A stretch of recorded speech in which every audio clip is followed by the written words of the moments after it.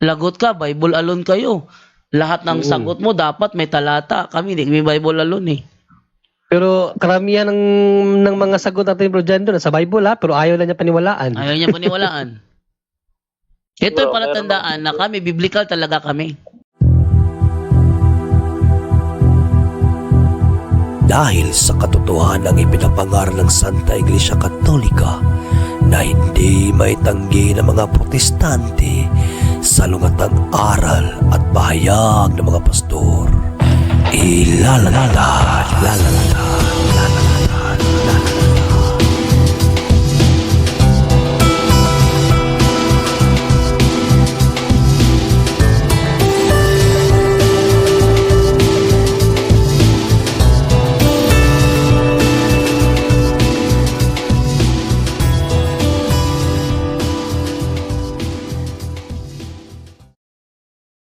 Card bag sauce Simbahan.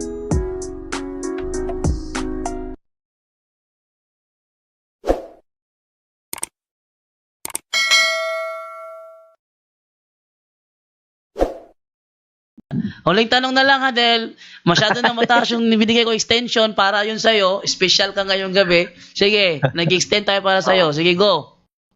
Maraming salamat. Di ba, nagsa-sign of the cross ba kayo? Bro, mga 2 oras yan, bro. Nagsa-sign of the cross ba daw tayo? Yes, bro. Nagsa-sign of the cross kami, bro. Nasa Bible ba yun, bro? Nasa Bible ba yung sign of the cross? Oh, eto. Binasa Andyan, nga. tatak ngayon mo dyan doon ng Diyos sa kanyang bayan eh. Ito, natin Ezekiel 9:4. And Yahweh said to him, go all through the city, all through Jerusalem, and mark a cross on the foreheads of all who grieve and lament over all the loathsome practices in it. Sa Bisaya niyan, sa Biblia, sa Kristohano katiling mo, nakalagay dyan, timaan sa cross o sign of the cross. Oh, so, Tagalog, bro. Tagalog. Tagalog, wala sa Tagalog yan. Binasa ko nga New Jerusalem Bible. Sabi mo kasi, saan mababasa?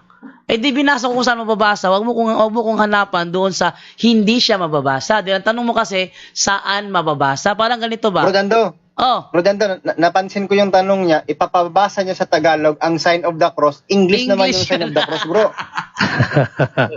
Huli! bro, Tandaan. ito bro Bigyan kita ng linaw Ang iglesia, binigyan ni Kristo ng otoridad. Yan ay nasa Mateo 18:18. Tandaan ninyo, anumang ipagbawal nyo sa lupa, ipagbabawal sa langit. At ang ipahihintulot nyo sa lupa, ipahihintulot sa langit. Ngayon, ang haligit saligan ng katotohanan, yung iglesia. Sila ang binigyan ng pahintulot, ng authority na magpahintulot at magbawal. Ang tanong, ipinapahintulot ba, Brother Romel Palma, ng iglesia dito sa lupa ang sign of the cross? Yes. Yes, dahil pinapahintulot ng iglesia sa lupa ang sign of the cross, sabi sa Mateo 18:18, ano man ang ipahintulot nyo sa lupa, ipapahintulot sa langit. Ngayon, pinahintulot ng iglesia sa lupa ang sign of the cross. May pahintulot ba sa langit yan, Brother Romel?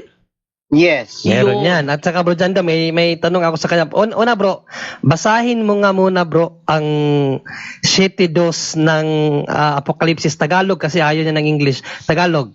At nakita ko ang ibang anghel na umakyat mula sa sikatan ng araw na taglay ang tatak ng Diyos na buhay.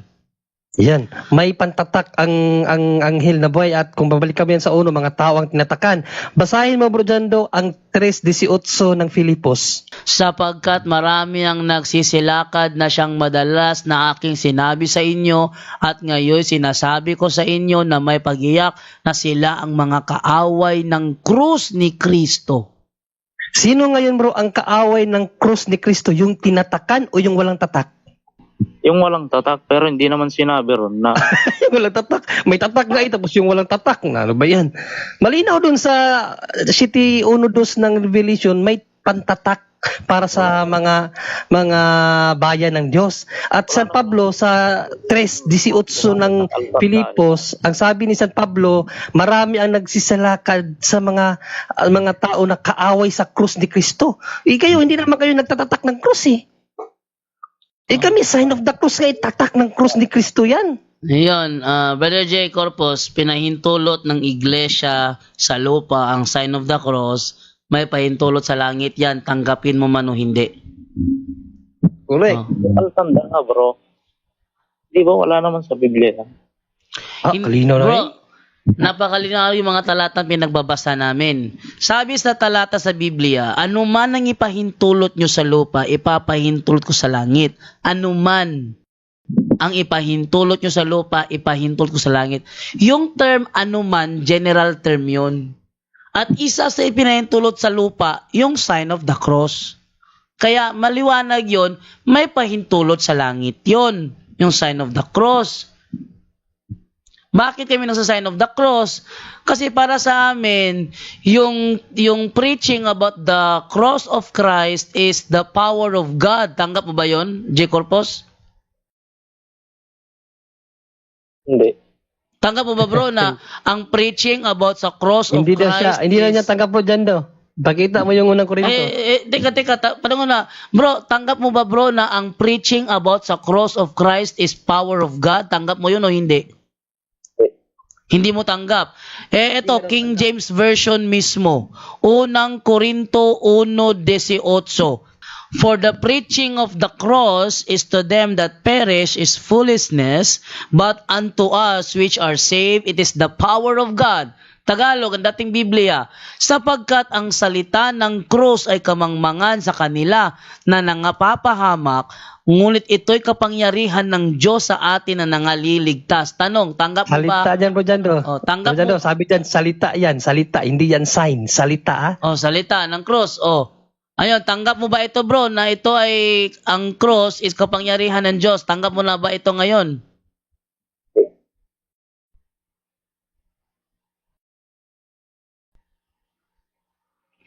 Jay? Hindi, bro. Jay Bro, Corpus. si San Pablo bro, nung nangaral si San Pablo, ano ang ipinagmamayabang niya?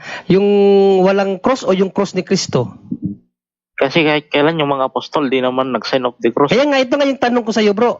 Nung nangaral si San Pablo, ano ang ipinagmamayabang ni San Pablo? Ang cross ni Kristo o ang hindi cross ni Kristo? Aminado ko, bro, na yung cross, meron talaga. Pero yung altanda, yung sign of the cross. Bro, Jay, maliwanag ang tanong ni Brother John Ray. Tanggap mo ba na ipinagmamayabang ni Apostol Pablo ang cross ni Kristo? Tanggap mo ba yon? Pinagmayabang siya kasi nga, naipako siya sa cross. Ngayon. Sa paanong paraan mo ipinagmamalaki ang cross ni Kristo? Yan, maganda yan. Sa amin kasi sa Katoliko, ang paraan namin para ipagmalaki ang cross ni Kristo, sign of the cross. Sa inyo, ano ang paraan ninyo para ipagmalaki ang cross ni Kristo? Yung pagpapahayag ng kanyang mga salita. Yung pag-aanyaya, gano'n. Nga? Pagbabagay ng salita? Sa mga Pagmamalaki sa cross ni Kristo yon? Saan talata yan? Gawin niya para sa mga tao. Para sa kanyang tinubos. Hindi, saan talata yan, bro, na ang pagpapakain sa mga tao, yun ang pagmamalaki sa cross ni Kristo. Lagot ka, Bible alone kayo. Lahat ng sagot mo dapat may talata. Kami hindi may Bible alone eh. Pero karamihan ng mga sagot natin bro dyan doon, sa Bible ha, pero ayaw na niya paniwalaan. Ayaw niya paniwalaan. Ito yung palatandaan na kami, biblical talaga kami. Bro, may error na kung isang tanong lang. Ano yon? Kung against siya sa sign of the cross, si J. Corpus, ang tanong ko sa kanya, meron bang mababasa sa Biblia na mali ang mag-sign of the cross? Yan, maganda yan. Wala kang mababasa sa Biblia, pero wala Okay. kang mababasa Pwede sa pala Biblia. bro, dyan daw mag-sign of the cross, wala namang nababasang mali. Bro, J. Corpus, pag kami ba nag-sign of the cross, meron ba kaming nalalabag na kautosan? Pero mayroon akong nabasa sa talata nun na Bawal mag-sign of the cross? ang tumatanggap ng altanda, sabi, Tanda naman ng halimaw yun, bro. Hindi, saan yung tumatanggap daw ng antanda? Antanda is sign of the cross. Saan? Saan mabasa? Sige. Mabigyan natin siya. Yung tutukoy niya ngayon yung sa Revelation. Sige bro. Saang talata sa Revelation na tumutukoy sa sign of the cross at hahanapin ko sa Protestant Bible scholars kung yan nga ay tumutukoy sa sign of the cross. Sige, anong talata bro sa Revelation?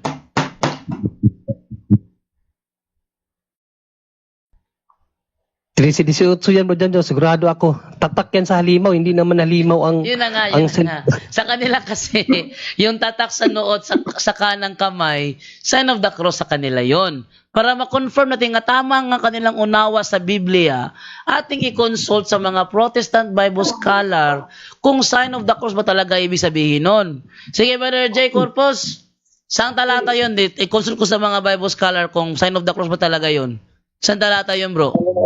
sa, bro, sa talata, di ba sabi ko nga kanina, nakalimutan ko na, pero 13:18 yan, bro, dyan doon, ang Revelation, turuan na lang natin. Revelation 13:18. O, sige. Tingnan natin sa Revelation. I-confirm lang kung ito ba talaga tinutukoy mo talata, ha?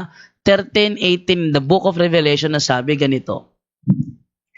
Dito'y may karunungan. Ang may pagkaunawa ay bilangin ang bilang ng hayop, sapagkat siyang bilang ng isang tao at ang kanyang bilang ay 666. Ito ba? Di, yung ano, bro, yung may tatak ng halimaw, bro. 17. At nang huwag makabili o makapagbili ang sino man kung hindi siya mayroong tanda sa makatuwid ay pangalan ng hayop o bilang ng kanyang pangalan. Ito ba yung tanda? Sinasabi mo, bro? Ito ba yung tanda? J. Corpus, ito ba yung tanda? Sinasabi mo? hindi yan, bro, iba yan. 16. At ang lahat, maliliit at malalaki, at mayayaman at mga dukha, at ang mga laya at ang mga alipin ay pinagbigyan ng isang tanda sa kanilang kanang kamay o sa noo. Ito na yun, bro. Yan. 13:16 of Revelation, ito na ba yun? Iba yan, bro, iba. Ito. Meron kasi akong basta alam ko ba? Wala namang walang ibang objection sa cross maliban sa Revelation 13:16 to 18, yan yun. Kasi baka meron siya. Sa kanya baka ay meron. iinom din naman ng alak atin, ng kagalitan ng Diyos, sabi. Kagalitan ng Diyos, ano yun?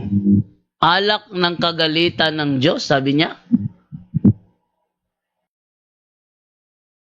Sabi ni Princess Naomi Narumi, ano ba yung nagtatanong parang hindi siya handa?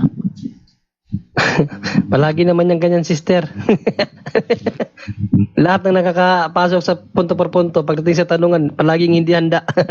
Ito kasi yon. Ba't sila hindi handa?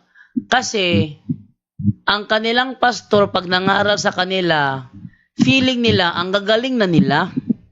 At tayo, wala tayong kaalam-alam. Mangmang tayo sa Biblia pag silang nagsalita. Kaya yung mga Katoliko na nakakonvert sa ibang relihiyon, akala nila talagang mangmang tayo sa Biblia. Pero totoo, hindi lang niya pinagbigyan ng panahon na siya mag-aral ng Biblia. Correct. Nalipat ng ibang reliyon. Tapos sabi niya, mangmang Katoliko, walang alam ang Katoliko. Mga Katoliko kami dito pero nahihirapan ka, J. Corpus. Hindi pa nga nakapuntos, bro, eh. Lahat ng mga tuligsa niya, inamin niya na ginagawa nila. At saka on live tayo ngayon na yung mga tanong mo hindi lahat umubra. Yung expectation mo na magwawagi ka sa talakayang ito hindi nangyari. Ayan na. Advice sa mga protestante, huwag kayong masyadong sa sarili nyo na ang gagaling nyo na. Yan ang sinabi ni Alfie Angeles na feeling nila sa MCGI, refer sa MCGI, ang feeling nila is ang gagaling na nila pero totoo walang alam yan. Bro, mag-aalauna na kasi sa akin, bro, baka pwedeng tapusin na natin. Sige, tapusin na natin to dahil mag-aalauna na kay Brother John Ray nasa South Korea. Schedule na lang, bro. Schedule na lang siya sa talakayan. Schedule na lang natin sa Lunes.